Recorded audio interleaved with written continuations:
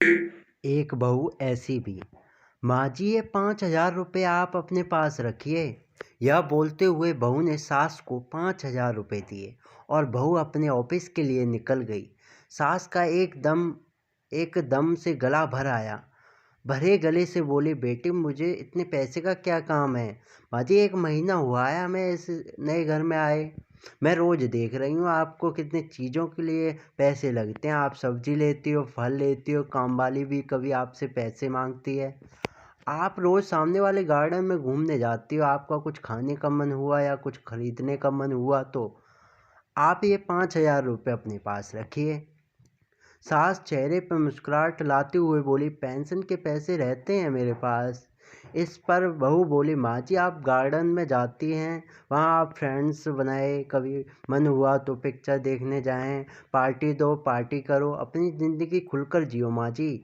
इन्होंने मुझे बताया कि आपने बहुत मुश्किलें उठाए हुए इस घर को संभाला है। बड़े भैया अपने घर में खुश हैं, दीदी अपने ससुराल में खुश हैं, हम भी खुश हैं।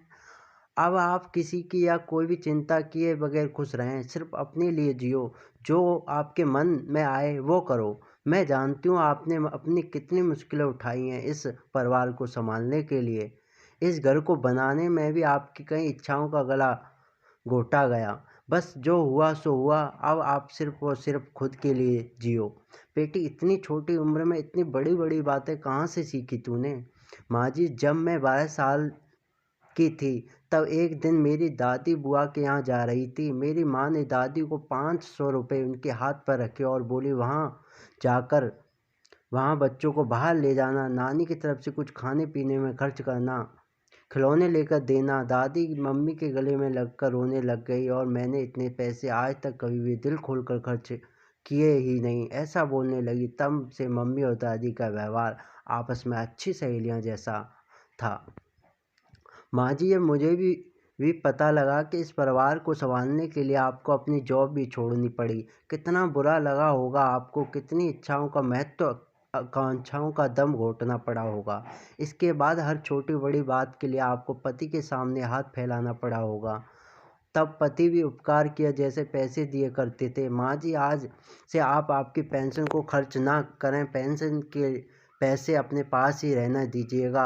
अगर मुझे कभी आवश्यकता लगी तो मैं आपसे ही मांगूंगी। बस बेटी, सब कुछ आज ही बोलेगी क्या? तुझे ऑफिस में देर हो रही है, जल्दी जा, मुझे बोलने दो। माँ जी, यह भी मैं अपनी खुशी के लिए ही कह रही हूँ। मेरी माँ हमेशा कहती है कि 16-18 घंटे घर में काम करने वाली महिला को कोई समझता ही नहीं है। लेकिन तुम अपने सास के महत्व को ध्यान में रखना, प्यार बोओगी तो प्यार ही उगेगा।